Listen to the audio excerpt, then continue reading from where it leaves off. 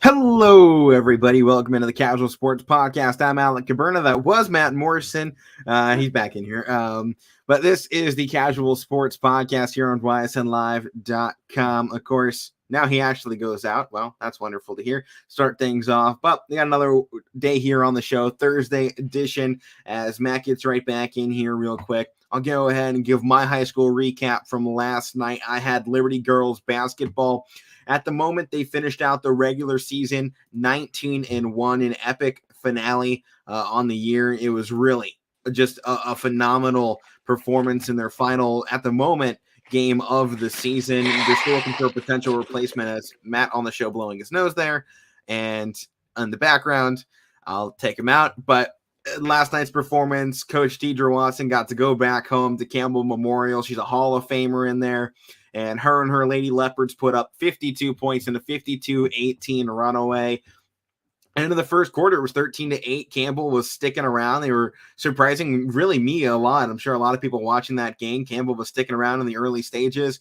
Liberty turned on the gas, though, just allowed 4 points in that second quarter. I think they allowed 2 maybe in that third, and then I think it was 5 in the fourth. They were on fire in that entire game. After that first quarter, they started slow, which is one of the biggest problems with Liberty. If they start slow, if they come in a little underwhelming, then they have issues sometimes to start off. They're going to need to avoid that come playoff time, but this team will be ready to go. Coach Deidre Watson, fantastic. They finished out the season MVAC champions, 19-1 overall at the moment, unless they can find a potential game. I threw out the idea potentially to Coach Watson to going up against my other team here on YSN, as Matt's back in here, of Cardinal Mooney. Both teams are looking for a game here at the end of the season, so I put the two together. We'll see if it happens. But if you see Liberty versus Mooney, it's because of me. Just gotta put that out there. But no, Liberty ran away. Memorial, it's another bad season for them. 3-16, 0-13 in conference play. They had some pretty good defense. I was surprised how aggressive they played defensively. I mean, I think you see a lot of teams coming in 3-15. They're kind of at that point they've given up, but these girls are still fighting. I like to see that. But I think after a couple of seasons like this in Campbell, I don't want to be somebody that's going to be like, oh, we need to fire a coach around here, but they need to at least look into a management change, maybe not firing, but seeing if they can bring someone else to at least help alongside, because whatever it is, I mean, you see how good the boys squad is doing. I mean, they're one of the top teams in the state. And obviously here on YSN. So the talent is in that area. It's not like it's a talentless area. And I think that team has some really good talents. I mean, Madison Sugar is one of the best ball handlers I've ever seen. Oh, I've seen her that one time. She can handle it. Oh, yeah, she really dropped Kylie Thomas. Kylie Thomas has been a great defender, and she put her on skates. Slid her halfway across the floor and went the other way. Like, every time I see her, she's dropping somebody. She's fantastic ball handling, but I think at the end of the day, you see the offense. Clearly, they need somebody to come in and help them develop their shooting, because they have solid defense. I mean, it's not great, but I've seen worse defenses. They limited a team that scores on average 63 points per game to 52. I mean, to be able to do that, you have to do something. I mean, they were in a 5-point game at the end of the first quarter. The scoring couldn't keep up, though. I mean, if they had continued that defensive aggression and were able to score, it would have been close. And it wasn't, because Liberty is fantastic at scoring and Campbell wasn't. That was the biggest disparity between those two teams last night, was they couldn't shoot. And Liberty, obviously, as we know, that could. Sienna Smith did not play, nursing her back to health, a little bit of a minor injury, hopefully not looking to set her back come playoff time, but she'll get a little bit of rest off 6 days from this point on to rest her injury and hopefully come back for the playoffs. She'll be a big addition, their main point guard too. So ball handler, definitely big one here. But Liberty, it's been a great season, a great game. I'm loving seeing them so far, and obviously I'll get to follow them into the playoffs. It's been one heck of a redemption run off of last year. 6 straight wins now after that Brookfield game, Matt. Yeah, I mean, they totally bounced back and got their momentum back after that game, and they even were going off into that game. It just, I mean, some of the shots didn't go down, and they ended up losing. And they're going to have that. Yeah. They weren't playing. I mean, I still consider them to be playing top notch in that game. I do, especially Sienna Smith. But they got into foul trouble. 2 of the players went out. Smith and Watson went out, and I think that's what killed them right there. So as long as those Devin Watson in this game last night single-handedly outscored all of Campbell. She had 21 points. Campbell finished with 18. And not to mention, she put up maybe What the was the final on this fiercest, one? most vicious block I have ever seen. This ball got floated up in the air, and she jumped out. I've never seen her jump like this in her life. She was mad at that basketball or something, or somebody out there. She jumped up higher than I've ever seen her. Full-on volleyball swatted this thing to the other side of the floor. I mean, it was crazy. The entire gym was going, oh my God, like all 10 people that, go to those games out there in Campbell, because obviously the team's not great. It was an early game. So most people don't go to those earlier ones, especially when it was pretty obvious who was going to come out on top. It is what it is. One team is 19-1, the other one has 3 wins. So you knew what was going to happen. What was the final in this one? 52-18. Which wasn't as bad as last time. Last time it was 51-11, so moral victories in there for Campbell. Okay, yep. It was 40 points last time. They almost made it 30 this time, so it's something. Something to hang your hat on. Matt, what did you have last night? So last night I had the Badger girls going up against the visiting Girard Indians, and right off the bat, I mean, they weren't hitting shots. They were double teaming. Girard was double teaming Katie Grexa, and that Katie Grexa is their heart and soul of the. She's the heart and soul of the Badger Braves. Okay, if she's not going, the rest of the team has faltered. Addison Thompson wasn't getting her stuff going either. At the end of the first inning, it was like 20-3 or something, and then finally, I mean, they were double teaming Grexa the whole night, and she would try to put her whole heart and everything into this game. And she was just exhausted, Alec. She couldn't go. I mean, she still went out and played a heck of a game, still put up numbers, but they ended up losing 67-37 in this one tonight. They play again tonight, too. I'll be there tonight, and they play Chalker tonight. So hopefully they can bounce back at Chalker tonight. They're 10-9, Chalker's 2-16.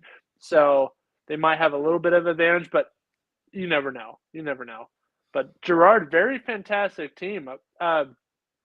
Their point guard, Sayesha Triplet, amazing paint,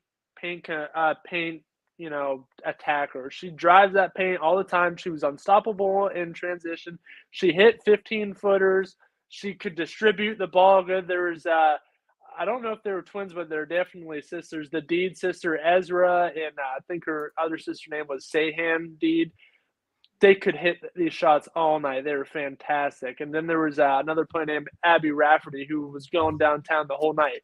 But some good things from Badger, though. I mean, Grexa being, not used as much because she was double teamed, it caused her other players to step up. I mean, Mackenzie Gross hit at least 5 3-pointers last night, and that was a huge step up for her. And then the sisters, what are their names? The Miller sisters, Juliana Miller and her sister Gabriella. They're good defensive players. We don't see them score much often, but they were getting some scoring last night. They drove in and got some floaters to go. But hopefully we can see more from that, because they're going to have to play. Other players are going to have to step up when they double team Grexa, because Grexa usually takes control of everything. And when they double team her and she's not a part of the game, it's hard for the other players to kind of, get up with the situation that's going on. So hopefully they can work better as a team when Grexa is double teamed like that. So that's all I got. Well, let's go move in what we got tonight, Matt. I'll start things off here. I got a nice friendly match going on here between Canfield girls basketball, 14-5 on the season, and Poland Seminary girls, who are 17-3 right now. Both of these teams are pretty phenomenal. Canfield's they look like they have a shot here down the stretch.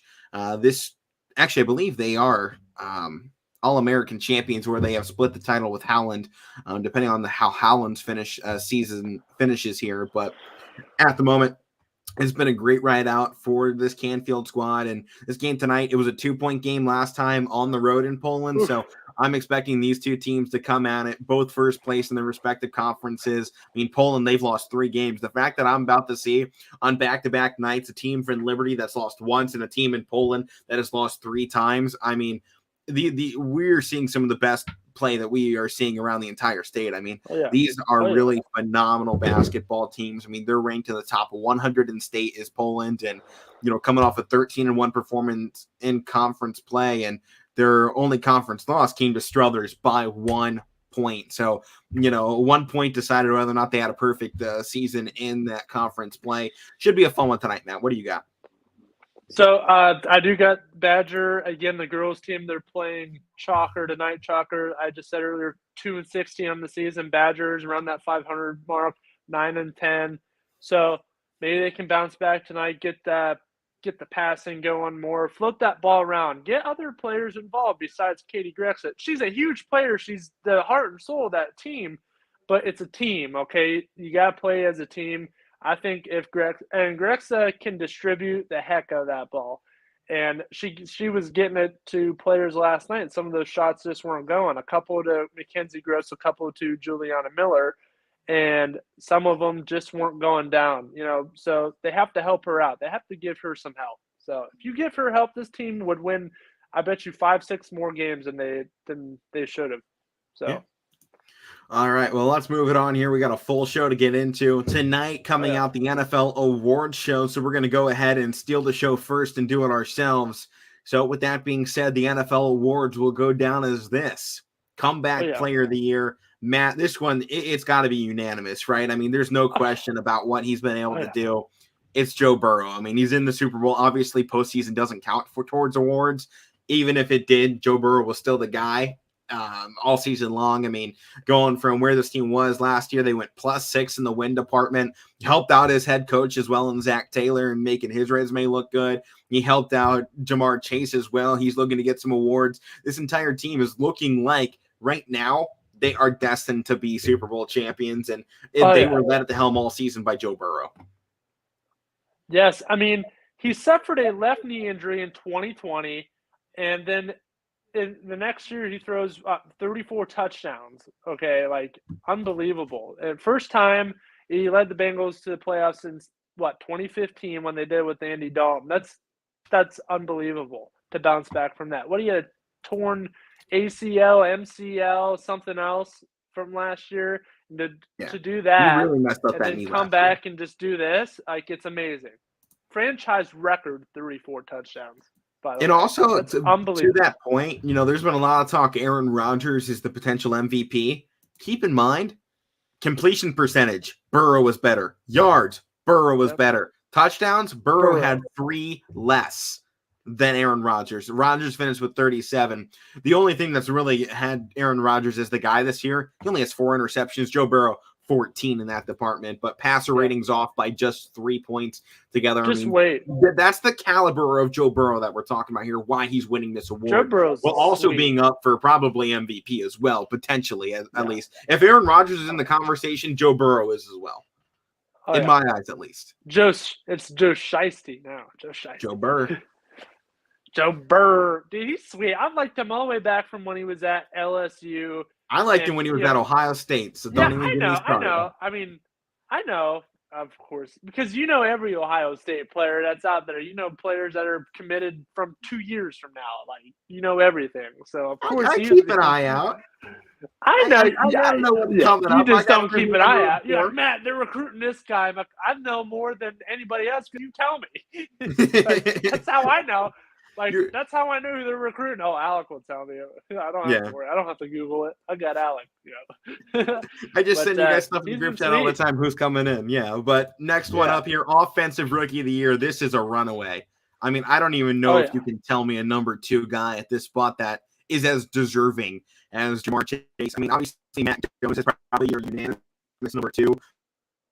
But even with that being said, Jamar Chase was putting up all-time numbers. I mean, he was going off. And this season, I just think you have to look at, what his potential is. And his potential is the ceiling. So I think when you mix what that potential can be with what he did already, I mean, 13 touchdowns and 1,400 yards.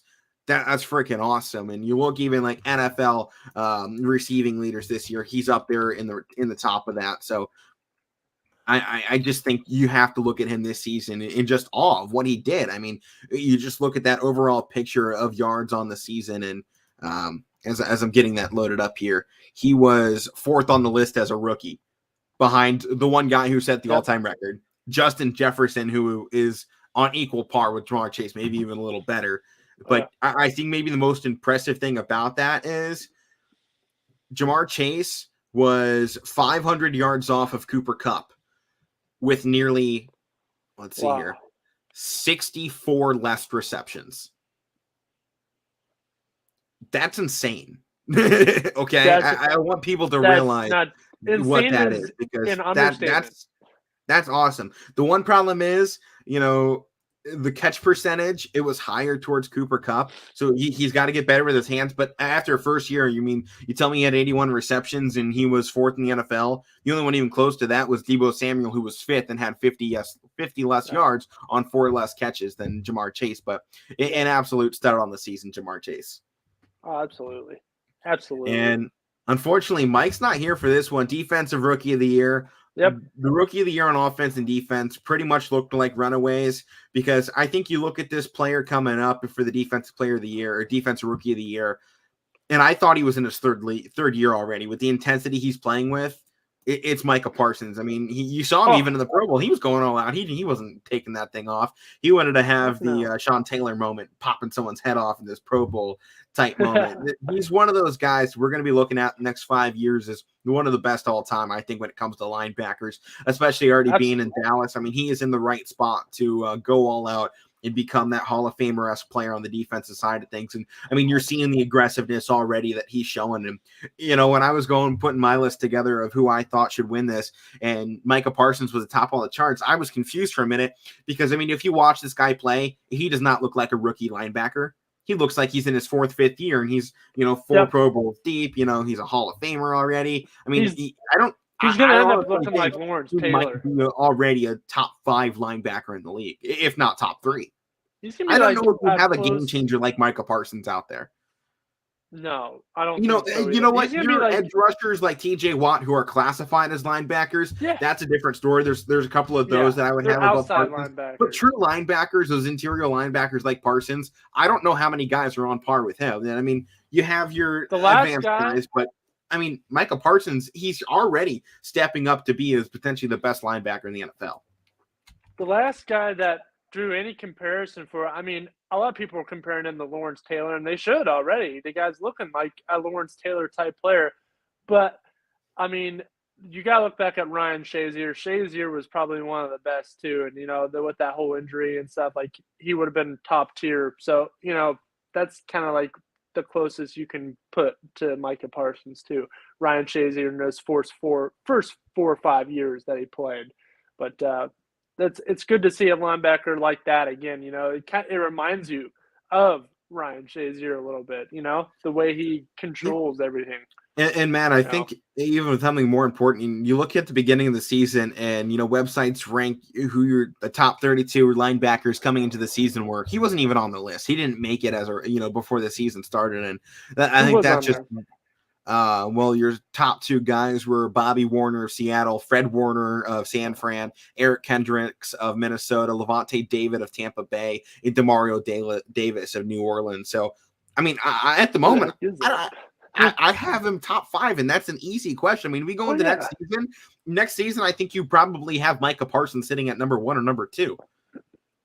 Yeah. It's going to come down to what those stats look like, but Parsons was probably one of the best, most impactful linebackers on the season.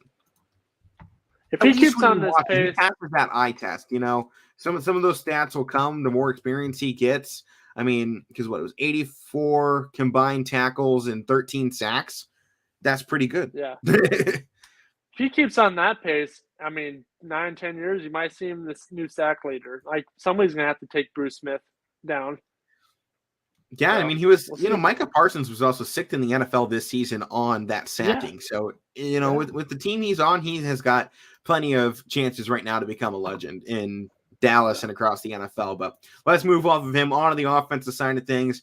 Man, Jonathan Taylor put together a phenomenal season. Pretty much should be unanimous number 2 in this. But when you got a guy breaking records, you got to give it to him. Cooper Kupp will come out with the title. These awards for real are coming out tonight. This is our list, what we think these guys should be. I got a feeling right now we're matching 4 for 4 what those are going to be like throughout this race. I think there's maybe only 2 or 3 question marks on what might be in tonight's award ceremonies, but Cooper Kupp, without a doubt, should be Offensive Player of the Year. His catch percentage was higher, while his yards per reception necessarily weren't as big as others. His impact on the game was undeniable. I mean, he was there every time you needed him. He was fantastic. Oh yeah. Well, Matt, Can't I say guess much we'll more go about on him. to maybe one of the awards in the recent years has been the most controversial to talk about, Defensive Player of the Year. I think without a doubt, much like I said with the offensive side of things, you had some guys putting together great years. Miles and Aaron Donald were their normal dominant selves, and they put together fantastic seasons. But I think when you have a guy breaking records, they have to get it, especially records like TJ Watt was going on. And I know you guys are Steelers fans, and as a Browns fan, I voted TJ Watt. I had Myles Garrett as my number 2 and Aaron Donald is my number 3. Those guys, without a doubt, are the 3 best defensive players in football. They are the most impactful guys. They are there at every minute the Pro Bowl. to blow up your mouth, to blow you up. I mean, they are there to make your life miserable as an offensive lineman, running back, and quarterback. And TJ Watt did that better than anybody this season. If I was a quarterback or running back on the other side, I don't want to face Pittsburgh because I don't want to face TJ Watt because it's going to hurt. It's going to be a painful afternoon. I'd rather Baker Mayfield knows that. Yeah, I'd rather go up against a lot of other guys than TJ Watt. If I was an offensive lineman, Watt is the last guy that I want to get guarded because I'm going to be on a highlight reel all day long. Oh, yeah. And you can say that with Aaron Donald and Myles Garrett to an extent, but the way TJ Watt got to the backfield so fast. He was a bullet every time, and he put together a season. This was the best he's ever played. I think this is the best an edge rusher has ever played, and, that's no knock at guys like Sean Taylor. But the way this guy was able to get back there, it was different than I think anything we've ever seen. And I think that may have been a culmination of him getting kind of bumped down to that Defensive Player of the Year the last few years. I think he was coming in for a couple years. I was pretty mad about him. He's going to get it too. These awards come out at 9:00 tonight, right? I believe so, yeah. But TJ Watt, the last game we went to, the Browns-Steelers game, Big Ben's last game, Mike was there with me. That one of these plays, Baker Mayfield sitting there in that pocket, and they're facing, the Browns are coming towards our end zone. And next thing you know, you just see Baker disappear. You just see him, boom. And soon, sure enough, it was TJ Watt just coming in and just boom. It was like a hurricane came in and just swept him away. I'm like, where did he come from? You didn't even see him coming. He is that fast. And I was talking about sack leaders, a minute ago with Micah Parsons. TJ Watt might take this record. He already he tied the single season record. Yeah. So he's just going to get better and better. And just hopefully he stays with Pittsburgh. Just hopefully he does it all with the Steelers. I think you also have to put in the fact that system is perfectly built for him too. Have that interior with Cameron Hayward leading the charge up the middle, it stops, I think, the other problems you see with guys like Aaron Donald and Myles Garrett, who are true defensive linemen, who are very talented, very athletic guys, but they're kind of in that position they're kind of the only guy on that defensive line. When you look at TJ Watt and he's got Hayward on the other side of him, it kind of stops you from being able to double and triple team like you see on guys like Garrett and Donald because of the system around. And the way the Steelers use their linebackers to blitz and bring more pressure, I think better than anybody else in the league. I know their defense slipped in the later stages of the season, but we know this defense is going to be right back where they need to be probably come next season. This team has won because of their defense. They've had some really bad offenses in the last, 4 or 5 years. So it has been defense that has led the charge for Pittsburgh. And if they had any sort of offense like you've seen out of our Super Bowl teams in recent years, I got a feeling this team would be in the Super Bowl based on their defensive mode if they had a semi-good offense. Yeah. But they had to let Big Ben ride out his final hurrah. Yeah. Oh, absolutely. And I like the guy that is hurt as defensive coordinator. He was already there, Terrell Austin, who's actually from Matt, we got to go on here into the awards. We can't go too off topic with this one. We can talk. Well, I like that guy. He has the chemistry. Once we get past the Super Bowl next week. Yeah.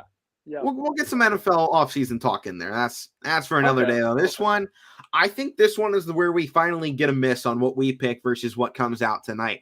Because I think right now, the favorite is the head coach from Tennessee and Mike Vrabel. Being able to hold that team together while Jonathan Taylor was out. But to me, or Derrick Henry. Derrick Henry, yeah, sorry. To me and to Mike, and then you put him in second, it's Zach Taylor. I think when you look from last season to this season, I know Derrick Henry was a big miss, but you saw the talent they had around in that squad for Tennessee. I think one of the biggest things I looked at when I was putting together this list was to make you most deserving. I wanted to see what the jump was from last season to this season in terms of how many wins you gained. Mike Vrabel, he had one more win this season than he did last season. To me, when we talk about that head coach of the year position, I know they were great last year, but to really be that guy, if you do have a team that good, you have to do something amazing, and he did. But when you talk about what happened with Zach Taylor, and also I had Mike McCarthy on my list potentially as a guy to win this award, because from last year to this year, both Zach Taylor and Mike McCarthy went up +6 in the win category from How about last Matt LaFleur too? Matt LaFleur had a good season, but when I was looking at this stuff, it's like, what is your talent level? Who are you bringing in? And what did you do last year? That all combinates into what happens with this head coach of the year award. In my opinion, you're coming off with no offensive line, potentially still banged up quarterback in Joe Burrow. You don't know what that was going to be like to start the season. Nobody knew how Joe Burrow was going to react after last year. No one knew he would have had this season. Your best wide receivers are two young guys. You have an old Joe Mixon, who you never know what you're going to get out of him, and he puts together a great season. And you had a defense that stepped up in every big game. That all, to me, fell back on coaching because this team came together because of Zach Taylor. I mean, they've had talent like this in the past, and they haven't made this kind of run before to win this AFC North in what was supposed to be the most competitive conference out there. I still think it kind of was when it came down to the final, really 2-3 weeks to decide who won this division. For Zach Taylor to pull this through, the Titans would have made it. The NFC was very weak this season. The Titans pretty much would have made this playoffs no matter what, and they lost in the first round anyway. The Bengals, to do what they did this year, you really had to be a great head coach with a great team, and Zach Taylor put everything together in my eyes to win this award. And I like where he came from too. Like, he was quarterbacks coach for the Rams, and he's been the Bengals coach since 2019. Had a couple rough seasons, but he's gotten them in rhythm now. And I'm not really counting. I mean, you count last season, but last season Burrow went down, and it was his rookie year. Now he's matured, and you got him right where he wants to be. This team's going to go off. This team's going to be around for a while. Yeah. And I mean, Zach Taylor is a great guy to lead the charge. I mean, he's got, professional experience as that quarterback. He was a guy that played at Nebraska for a little bit, but he had a rough start playing-wise. But, I mean, I think obviously for him to get hired as quarterbacks coach for so long here in the NFL, I mean, he started his first quarterbacks coach job was back in 2013. The fact that he's constantly got promoted pretty much every single year, he hasn't gone without a promotion, and now he gets to the highest spark you can get at being that head coach. He's really cemented himself as one of those top guys. So, and you mainly got to give him this award because Marvin Lewis, nothing against him, but he really left his team disoriented. He was there way too long. This team was in shambles with Marvin Lewis, and Taylor was left to pick everything back up and put it back together. And he did that fine. How about the fact that they lose one of the best wide receivers the franchise has ever had over to Arizona in the offseason? AJ Green, yeah. I mean, could you tell me AJ Green leading this team that they would be into the Super Bowl after that? No. Nobody would have told you that Jamar Chase and Higgins would have gone off like the way they have. And Boyd, too. Yeah, and Tyler Boyd and Joe Mixon. None of that happens without the strong lead of Zach Taylor. How about defense? Aiden Hutchinson on the defense? No. Who's on the defensive side of things? Oh, I know who you're talking about. Oh, man. Yeah. Are you looking it up? Yes, I am. But how about Uzama, too, on the offense? I mean, he was all over the place this season. He finished out a little injured. Sam Hubbard was great. Trey Hendrickson, one of their defensive ends on the right side. I like Mike Hilton, too, a former Logan Steelers Wilson is a phenomenal defensive linebacker as well. He's one of those linebackers on the up-and-coming as well. Then, obviously, having Eli Apple, Von Bell, and Jesse Bates back in your secondary is always going to be a good thing. Oh, yeah. And then, obviously, drafting the kicker and Evan McPherson, the guy. Love it. Love watch him come out. Watch him come out. Well, I guess we're winning the Super Bowl. He just opens the kickoff with, well, Guess this will be fun in 60 minutes when we're hosting the trophy. But let's go into the MVP award.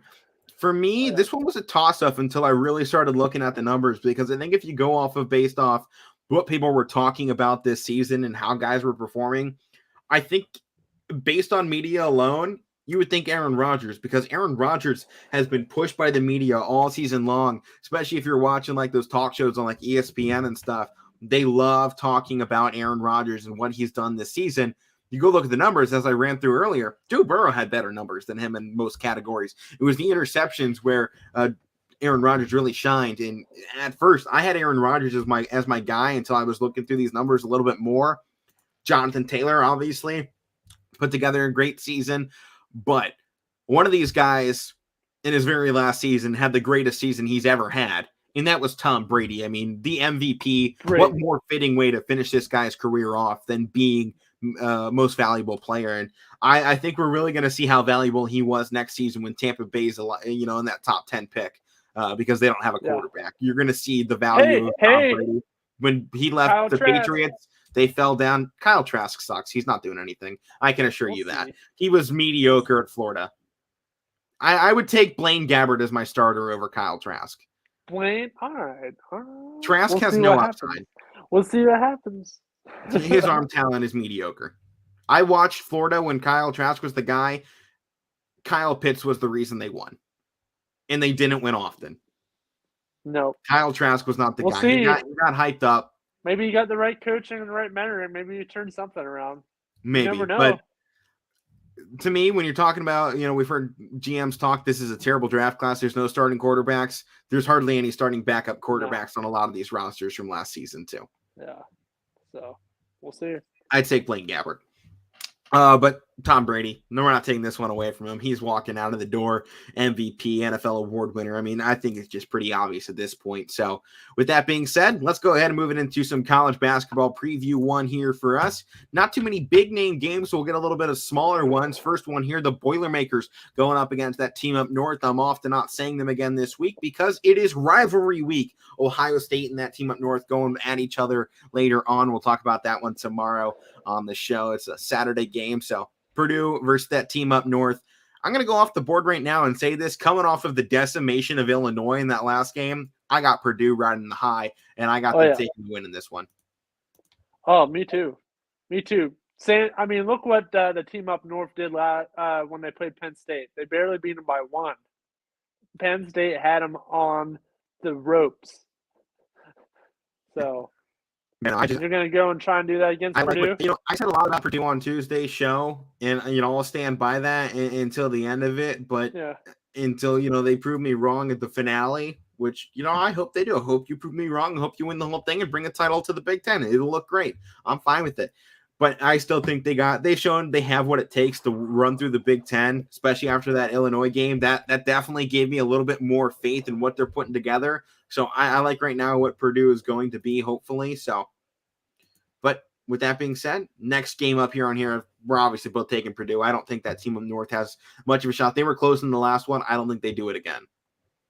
No. Next one here. This is just a chance to talk about a team we haven't really talked about too much on the season, although they did just come off a loss last night. We got to find a way to talk about the team that beat them in Toledo. But this one, we got the Ohio Bobcats going up against Central team up north, who are 6-14 on the season. Bobcats are 19-4, 10-2 in conference playing the MAC, opening as a 14-point favorite. I know we're both picking them in this one, but I think we just got to point out what's going on with Ohio right now, because this is great what we're seeing out of them. I mean, their leading scorer, Mark Sears, is averaging nearly 20 points per game, 5 rebounds, 4 assists. This is a guy that should be shooting, and I mean flying up draft boards if you see this guy. Right now, he's probably ranked as an undrafted kind of guy. This is a guy coming into this season. I think he probably stays until his senior year at Ohio, unless he transfers out to somewhere better. But I think this is a guy that is either going to be a steal in the second round or a late first round talent, because I think maybe the most impressive thing out of this guy's numbers, free throw percentage. Most guys in college are shooting 70 to 80%, or 60 to 80%, I should say. He's right now shooting 90.6% from the free throw line. That alone is impeccable. I mean, I don't know how many other guys can put that up at that mark. Not too many. he's not too shooting many. phenomenal from that range.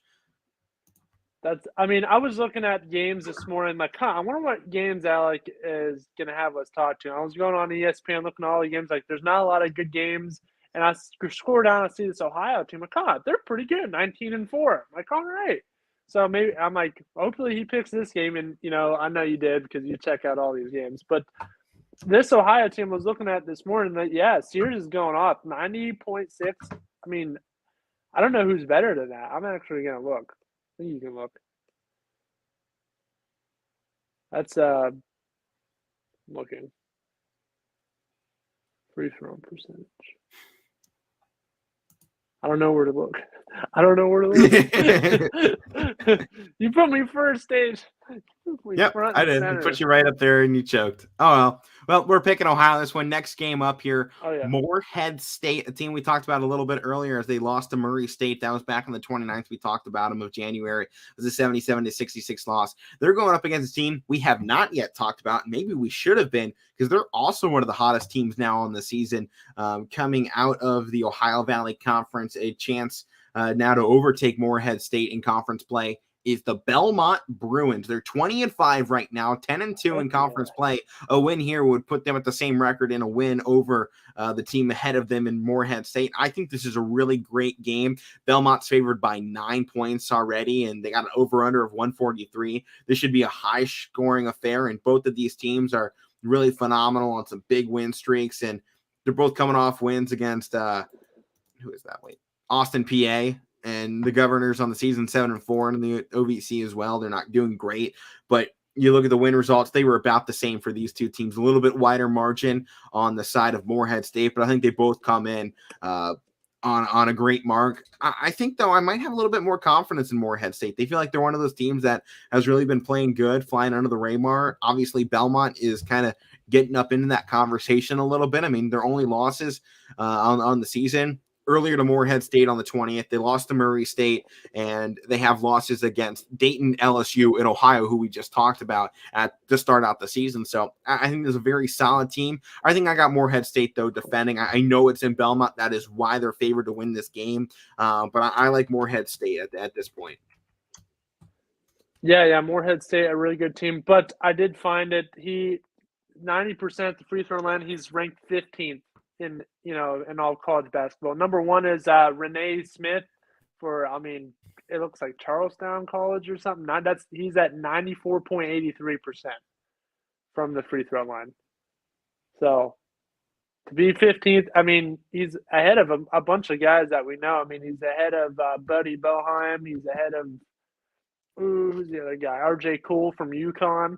So he's ahead of some significant names. And to play for Ohio, that's pretty magnificent. Yeah. But Matt, Morehead State, good team. Morehead State or Belmont?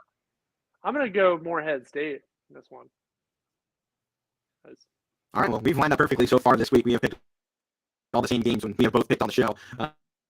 Next one up, another game not in the Power 5 conferences. We're going to step out to the WAC, the Western Athletic Conference, and one of the most interesting teams to ever watch if they have a home game. Unfortunately, this one is on the road, so you don't get to see that electric environment of the Grand Canyon Antelopes. One of those big teams out there led by Jordan Blackshear, a fantastic recruit, guy averaging 17 points on the season. They're going up against Utah Valley, the Wolverines tonight. Amick, the guy who leads them in scoring, is averaging 20 points as well. And both these teams, they line up very evenly across the stat board. Defense, players on the side of GCU, offense a little bit more on the side of Utah Valley. In these games, though, I think you do see the defense stand out a little bit more. Both teams nursing some losses in the race and going, but I got GCU coming out on top of this one. I like the Antelopes. Grand Canyon, I'm trying to find this game, but Grand Canyon, from what you just said, they're a pretty good team. Still looking forward. 16-5 overall. 16-5 overall.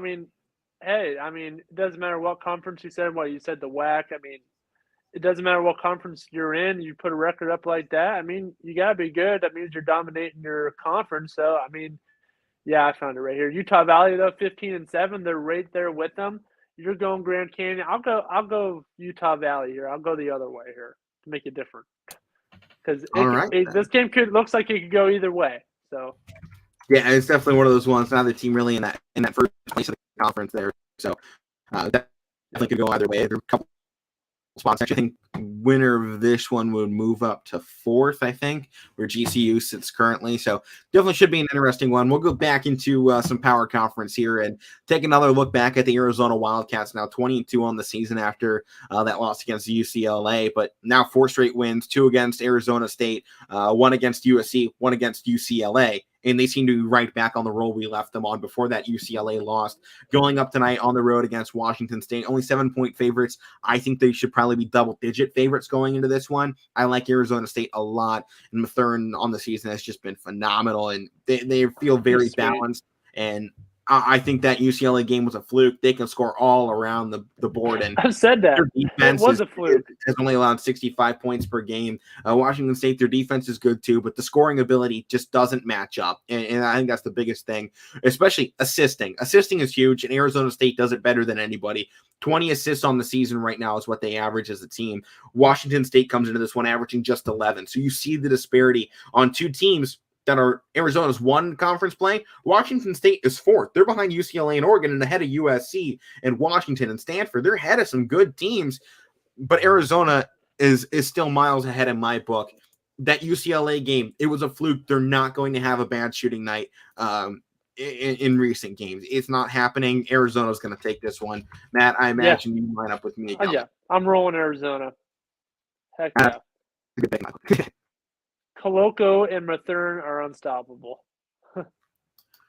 Yep. All right. Well, next game we're going to look at here is between, as the internet here has stopped working momentarily for on my end, but that's okay. It's loading. It's loading. Love web pages sometimes. Long Beach State. They're going up tonight against Hawaii. This one coming all the way, pretty much should be tomorrow. It's a midnight game since it's out there in Hawaii. But right now, Long Beach State, the Long Beach State Beach, fantastic name. 13-9, let's even 8-1 conference. So the Hawaii Rainbow Warriors 11-3, 6-2 overall. They're coming off 2 straight losses. I think that hurts. You got Long Beach State Beach on a 9-game winning streak, and I think life's a beach, and Long State's going to come out with a game in this one. They're being led by another guy who's up there in the free throw percentages, 86.2 for Jay Murray here. First name is Joel Murray. Yeah. So I think you got a solid team right now in Long Beach State. I think they give the Rainbow Warriors a run for their money, and they're first right now in the Big West. Hawaii's third. I think this should be a fun one, but I got Long Beach State coming out on top. I'm gonna go Rainbow Warriors here just because they have a better name. Rainbow Warriors over the beach. So you love the beach, Matt. I do love the beach, but I mean Hawaii, there's beaches everywhere. And my uncle lives there, so gotta support the family. All right. Well, this one I think is an interesting one to look at. We're going to jump outside to the Big West Conference again with back-to-back games here to talk about. This is always a conference that seems to have somebody make an upset or two come March Madness. So I think we got to look at who that potentially could be.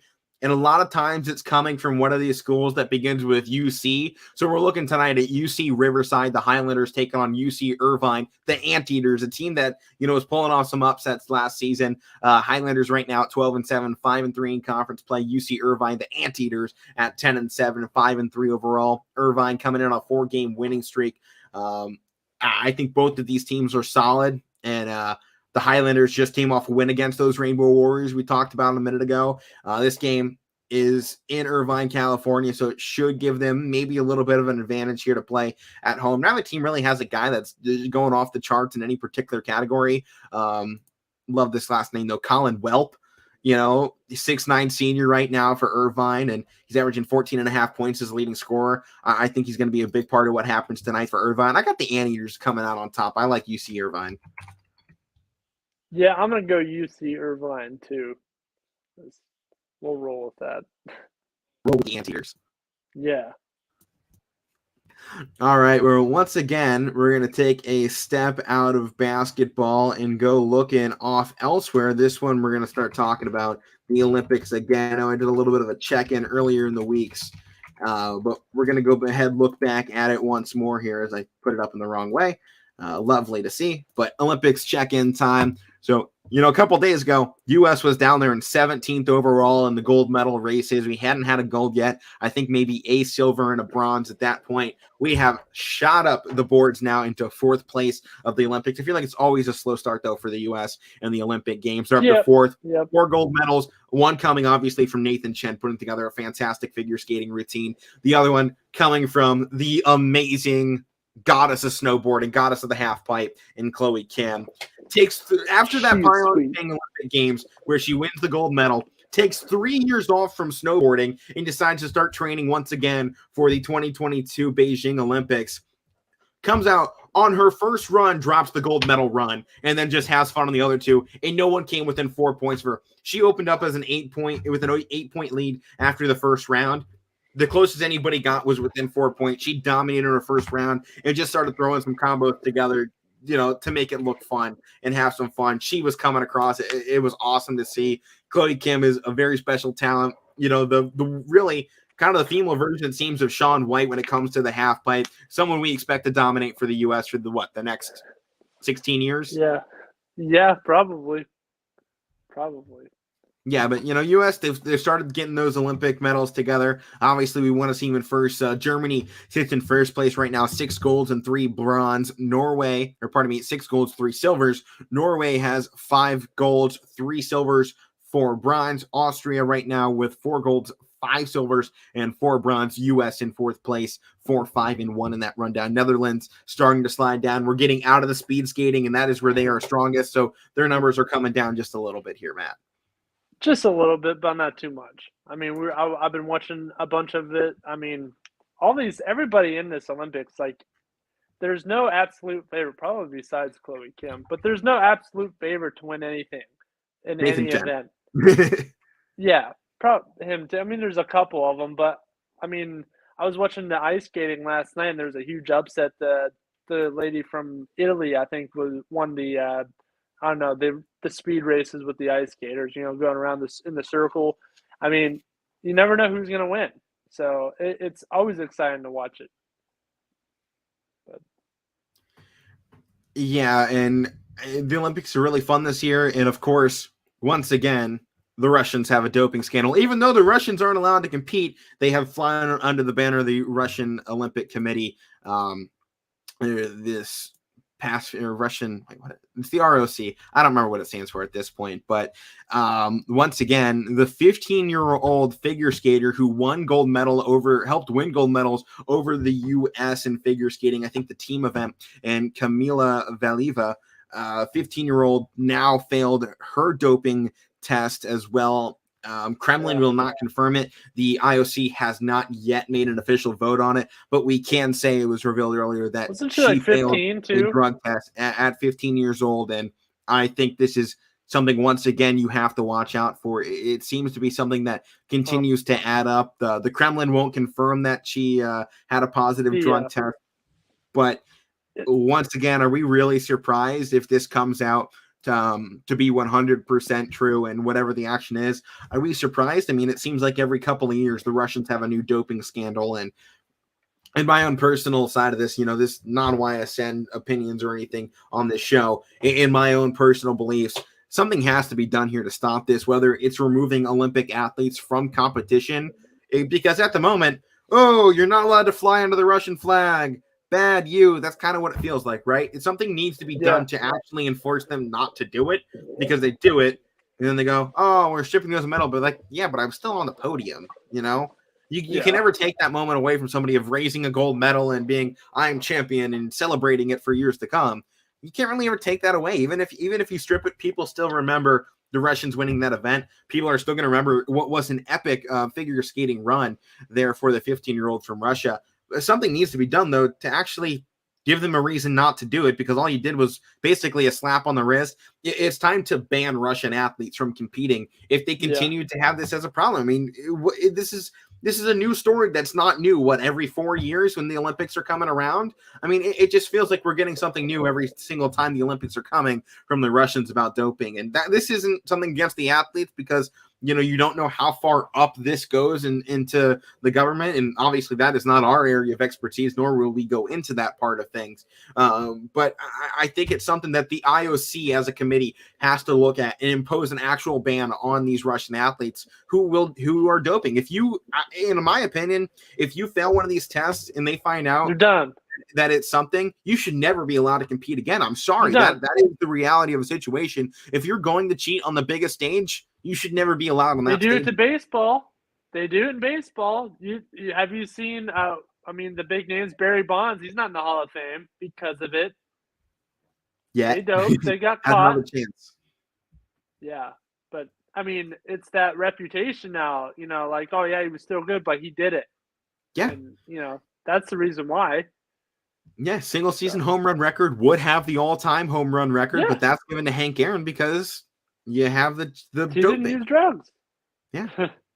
Well, I think tonight we get to see one final ride for potentially the greatest half-pipe snowboarder of our generation and the all-time, Shaun White. The final ride tonight at 7 p.m. on NBC in the Olympics, the half-pipe. He just barely qualified. He was having some troubles into the initial qualifying runs. He finished fourth out of, I think, the four that you can have go into the final for the half pipe.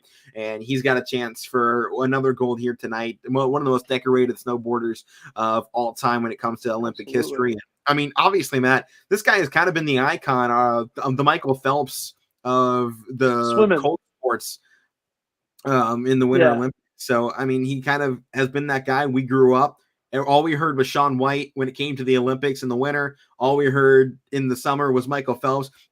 These two guys going through their final Olympics now. It's the end of a generation for Olympic athletes and a start of a new one, hopefully, for some other great ones like Simone Biles, who we've obviously seen start things off, Chloe Kim. And I think this is just a huge moment, a huge final send-off for Shaun White. And what he has announced will be his final Olympics officially. So tonight, 7 p.m., that half pipe. I hope he takes home one final gold. What a surreal moment it's been for the U.S. and obviously Shaun White to see this guy at the X Games, the Olympics, everything he's done.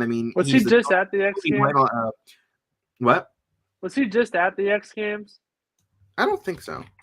Okay. He's done it before. No. Okay, but he's done it before. Yeah, Shaun White did the X Games, I think, when he was younger. That's a young man's game that they put in. Not too many older competitors go to the X Games. Okay. Especially not with the Olympics, a couple weeks after. It was 2-3 weeks were in between the Olympics and the X Games this season. But yeah, the final ride tonight at 7 for Shaun White. Of course, you're going to be tuning into Matt and I's games, of course, on YSNlive.com instead of the greatest snowboard of all time, hopefully. Final ride. But now we're going to the NBA. Bucks versus Suns, a huge game when it comes to the Eastern Conference right now. Bucks have a chance to stay where they are or fall a couple of spots with the loss here. And obviously, I think the Suns need this win too. They, obviously were taking a little bit of a slide there after a huge win streak, and they seem to be going back on another one, 4 games strong. A couple close ones though, and after the big trades today, I think they need to just step on the gas a little bit more. Devin Booker, he's playing pretty good. I think they need a little bit more out of him. 25.7 points per game. He's up there in what he's done this season. I want to see that number get up to 27. We know he can do it. I want to see the field goal percentage come up a little bit more. Chris Paul getting the 10 assists right now, and JaVale McGee, highest rebounder right now at 7.1. I want to see those numbers come up a little bit. I want to see Ayton get more involved in this Suns team. But at the moment, it's a home game. The Suns have lost just 5 times at home, 5 times on the road. I got the Suns winning this one. I think they're just such a talented team. I got to give it to them. I'm going Suns too. They're just unstoppable. Oh yeah. We need the Suns to win. We do. It helps the Cavs. So that's all that matters, right? Yep. Forget professional opinions. We want our own personal goals. Plus, the Suns probably should win this. But over into the NHL, our top two of our top teams going at the Tampa Bay Lightning, 30-10-6 on the season, going up against the Avalanche, who still haven't hit double-digit losses. They are 32-8-4 at the moment, which is phenomenal to say the least. Coming off a loss, though, somehow in the shootout against the Arizona Coyotes, somehow they lose that game. I have no idea how you lose that one, Matt. Just, I don't know, sun shining on the dog's butt once in a while. Yeah, it seems like it, right? That's definitely a crazy scenario. coming out with the win in that one. But you know, and so far in the season, you've seen this Avalanche team. That's their one slip up on their last 10 games. They were on a nice win streak. I think they probably get right back on that horse tonight against the Lightning. I really like what this team is. And, you know, when you talk about my algorithm and how I've been using it, this team, along with the Carolina Panthers, have really solidified what that algorithm has done for me this season. So I can't run away from the Lightning. That differential, it doesn't always aim in their favor. So it's hard for me to pick them based on that sometimes, despite the fact they're winning. But you see right now, 3 out of the 4 divisions, the leader in each 3 has the highest differential. So clearly I was on to something when I look at it. Still needs some more tweaking. I'll admit it. It needs to be a little bit more refined, but hey, I'm clearly on to something a little bit with it. So I got to stick with it. I like the Avalanche. The Lightning are really one of those teams that kind of breaks my system a little. They do. But they're in a lot of tight games, and they know how to win tight games, and that's definitely huge, especially when you come down towards the postseason. I think regular season, though, I got to give the Avalanche the edge here tonight. Yeah, I'm going with the Avalanche here too. It's been phenomenal. I mean, Nazem Kadri is great. Mikko Rantanen is awesome as well. They have a team.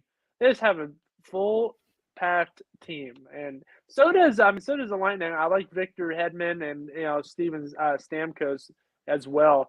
But this Colorado team has been a team in the making. They've been there every year, and this is the year that they're just going to erupt, and they have been erupting. Only losing 8 games. You said 8 games. That's just unbelievable. I mean, obviously they're the going to overtime be there loss at the is end. They're going to be one of the teams that are going to be there at the end. Based on that differential, I would have to agree.